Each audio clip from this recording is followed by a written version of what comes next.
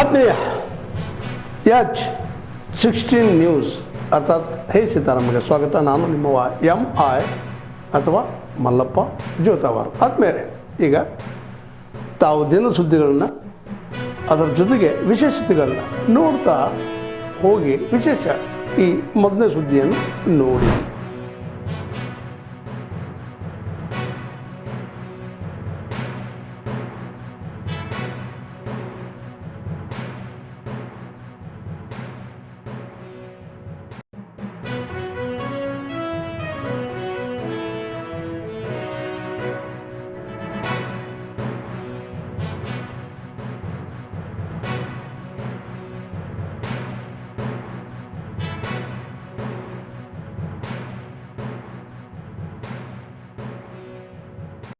ಮೇಲ್ಜಾತಿ ಕೆಳಜಾತಿ ಅಂತೆಲ್ಲ ಹೇಳ್ತಾರೆ. ಈಗ ಮೇಲ್ಜಾತಿಯವರು ಇದ್ದಾರೆ, ಕೆಳಜಾತಿಯವರು ಇರ್ತಾರೆ. ಈಗ ಸ್ವಲ್ಪ ಕಡಿಮೆ ಆಗಿದೆ ಅಂತ ಇಟ್ಕೊಳ್ಳೋಣ. ಜಾತಿ ವ್ಯವಸ್ಥೆ ಕ್ರಮೇಣ ಕಡಿಮೆ ಆಗ್ತಾ ಇದೆ, ಸ್ವಲ್ಪ ಕಡಿಮೆ ಆಗಿದೆ. ಆದರೆ ಇನ್ನೂ ಜಾತಿ ವ್ಯವಸ್ಥೆ ಹೋಗಿಲ್ಲ, ಜಾತೀಯತೆ ಹೋಗಿಲ್ಲ. ಅದಕ್ಕೋಸ್ಕರ ನಾವೆಲ್ಲರೂ ಕೂಡ ವಿದ್ಯಾವಂತರಾಗಬೇಕು. ಪ್ರತಿಯೊಬ್ಬರು ಕೂಡ ವಿದ್ಯಾವಂತರಾಗಬೇಕು. ಎಂಥ ವಿದ್ಯೆ ಸಿಗಬೇಕಪ್ಪ ಅಂತಂದರೆ ವೈಚಾರಿಕತೆಯಿಂದ ಕೂಡಿರ್ತಕ್ಕಂಥ ವಿದ್ಯೆ ಸಿಗಬೇಕು, ಮತ್ತು ವೈಜ್ಞಾನಿಕವಾಗಿರ್ತಕ್ಕಂಥ ವಿದ್ಯೆ ಸಿಗಬೇಕು. ಪ್ರತಿಯೊಂದು ವಿಷಯನೂ ಕೂಡ ನೀವು ಅರ್ಥ ಮಾಡ್ಕೊಳ್ಳುವಾಗ ಅದು ವೈಜ್ಞಾನಿಕವಾಗಿದೆಯಾ ವೈಚಾರಿಕವಾಗಿದೆಯಾ ಅಂತಕ್ಕಂಥ ತಿಳ್ಕೊಳ್ತಕ್ಕಂಥದ್ದು ಅತ್ಯಂತ ಅವಶ್ಯ.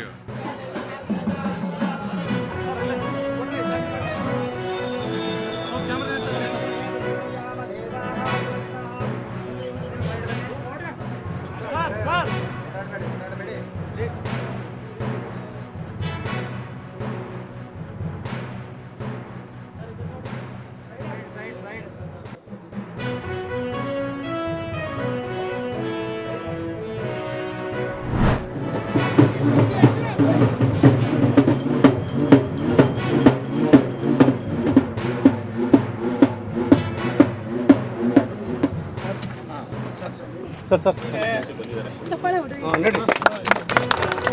ಲಾಲು ಸಾಹೇಬ್ರು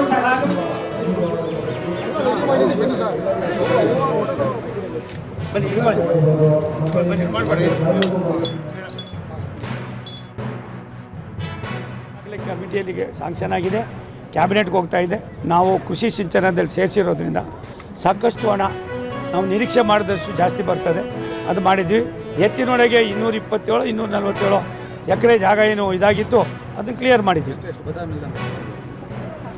ಅದು ನನಗನ್ನಿಸ್ತದೆ ಕ್ಯಾಬಿನೆಟ್ಗೆ ಬಂದ ಮೇಲೆ ಗೊತ್ತಾಗುತ್ತೆ. ಬಟ್ ಒಂದು 5,000 ಕೋಟಿ ಅಂತ ಏನು ಹೇಳ್ತಾಯಿದ್ರು, ಅದಕ್ಕಿಂತ ಜಾಸ್ತಿ ಹಣವನ್ನು ಕೊಡ್ತಕ್ಕಂಥ ಎಲ್ಲ ವ್ಯವಸ್ಥೆಗಳು ಆಗ್ತಾಯಿತ್ತು. 33% ಮಹಿಳಾ ಮೀಸಲಾತಿಗೆ ನನಗನ್ನಿಸ್ತದೆ 16, 17, 18 ವಿಶೇಷ ಅಧಿವೇಶನವನ್ನು ಕರೆದಿದ್ದಾರೆ ರಾಷ್ಟ್ರದ ಪ್ರಧಾನಮಂತ್ರಿಗಳು. ನಾನು ಕೂಡ ನಾಳೆ ಬೆಳಿಗ್ಗೆನೇ ಹೋಗ್ತಾ ಇದ್ದೀನಿ. ಅದು ಆದರೆ ದೇಶದ ಸರ್ವಾಂಗೀಣ ಅಭಿವೃದ್ಧಿಯಲ್ಲಿ ಹೆಣ್ಣು ಮಕ್ಕಳ ಆದ್ಯತೆಯನ್ನು ಅನುಗುಣವಾಗಿ ಏನಿದನ್ನು ಸುಮಾರು 15-20 ವರ್ಷ ಹಿಂದೆಯೇ ಕಾಂಗ್ರೆಸ್ನವ್ರು ಮಾಡಿದ್ದು. ನಮ್ಮ ನಾಯಕರಾದ ನರೇಂದ್ರ ಮೋದಿ ಸಾಹೇಬರು ಅಧಿವೇಶನ ಕರೆದಿದ್ದಾರೆ. ಅದರೊಳಗೆ ಅದು ಪಾಸ್ ಆದ ತಕ್ಷಣ ಅದನ್ನು ವಿಪ್ ಜಾರಿ ಇದೆ. ಅದನ್ನು ಮಾಡಿದ ತಕ್ಷಣ ನಾವು ಮುಂದಿನ ಲೋಕಸಭಾ ಚುನಾವಣೆಗೆ ಅದು ಅನ್ವಯ ಆಗ್ತದೆ ಅನ್ನೋದು ನನ್ನ ಆಶಾಭಾವನೆ.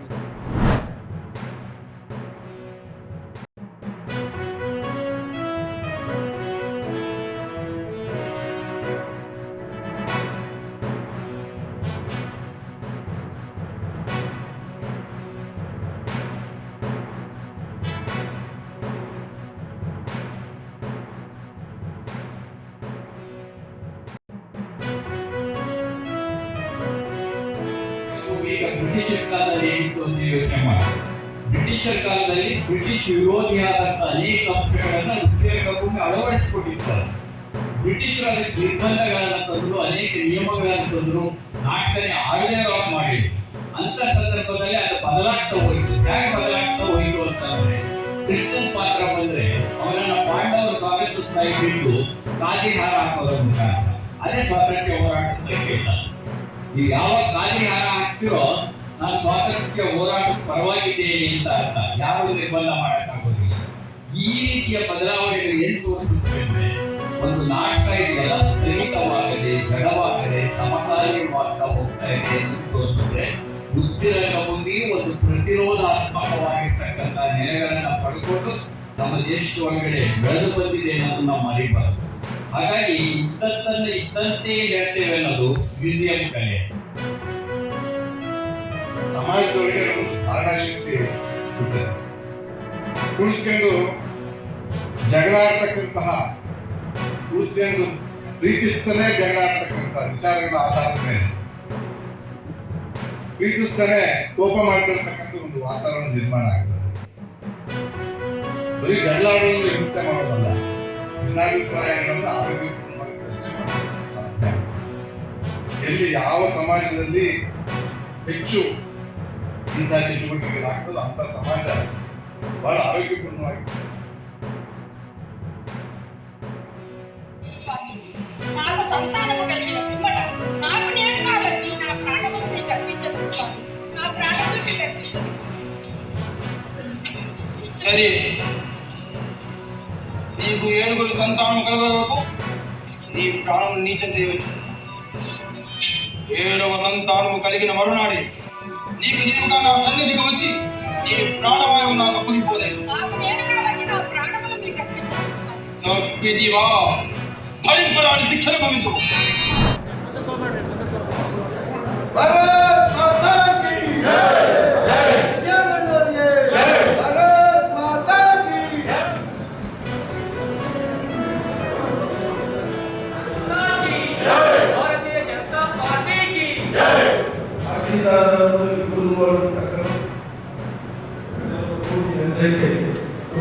ಸುಳ್ಳು ಕಟ್ಟಿಗೆలు ಮಾಡ್ತಾರೆ,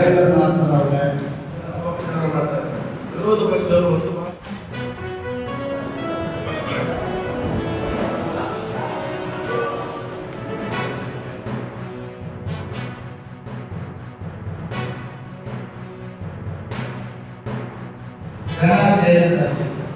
ನೀವು ದಿನನಿತ್ಯ ಇದನ್ನ ಹೇಳ್ತಾರೆ ಇರ್ತಾರೆ. ಮತ್ತು ನಮ್ಮ ನರೇಂದ್ರ ಮೋದಿಜಿಯವರು ಆಡಳಿತ ಮಾತ್ರ ಅವರ ದೃಷ್ಟಿಕೋನ ಸಬ್ಕಾ ಸಾಥ್, ಸಬ್ಕಾ ವಿಕಾಸ್, ಸಬ್ಕಾ ವಿಶ್ವಾಸ್, ಸಬ್ಕಾ ಪ್ರಯಾಸ ಅಂತಕ್ಕಂಥ ದೇವ ವಾಕ್ಯಗಳೊಂದಿಗೆ ಈ ದೇಶದಲ್ಲಿ ಆಡಳಿತವನ್ನು ಪ್ರಾರಂಭ. ನರೇಂದ್ರ ಮೋದಿ ಅವರು ಪ್ರಧಾನಮಂತ್ರಿ ಆದ ಇವತ್ತು ಭಾರತದ ಒಂದು ಹಿರಿಮೆ ಪ್ರಪಂಚದಲ್ಲಿ ಅತ್ಯಂತ ಉನ್ನತ ಮಟ್ಟಕ್ಕೆ ಸೇರಿದ್ದಾರೆ. ನಾವು 10-12ನೇ ಆರ್ಥಿಕ ವ್ಯವಸ್ಥೆ ಇದ್ದಂಥವರು ಇವತ್ತು 4, ಇನ್ನು ಕೆಲವೇ ದಿನದಲ್ಲಿ 3ನೇ ಆರ್ಥಿಕ ಭದ್ರವಾಗಿರ್ತಕ್ಕಂಥ ದೇಶದ ಪಟ್ಟಿಯಲ್ಲಿ ನಮ್ಮ ಭಾರತ ಸೇರ್ತಕ್ಕಂಥ ಕೆಲವೇ ದಿವಸದಲ್ಲಿ ನಾವು ನೋಡ್ತಾ ಇದ್ದೇವೆ. ತಾವೆಲ್ಲ ಇಲ್ಲಿವರೆಗೆ ಸುದ್ದಿಗಳನ್ನು ನೋಡಿದಿರಿ, ಜೊತೆಗೆ ವಿಶೇಷ ಘಟನೆಗಳನ್ನು ಸಹ ನೋಡಿದಿರಿ. ಅದು ನಿಮ್ಗೆ ಏನು ಅನ್ನಿಸ್ತು? ನಿಮಗೆ ಲೈಕ್ ಮಾಡಿರಿ, ಶೇರ್ ಮಾಡಿರಿ, ಕಾಮೆಂಟ್ ಮಾಡಿರಿ, ಜೊತೆಗೆ ಸಬ್ಸ್ಕ್ರೈಬ್ ಮಾಡಿಸ್ಬೇಡ್ರಿ. H16 ನ್ಯೂಸ್ ಅರ್ಥಾತ್ ಸಿದ್ದರಾಮಯ್ಯ ಸತ್ಯದ ಕೈಗಳಲ್ಲಿ ವಂದನೆಗಳು.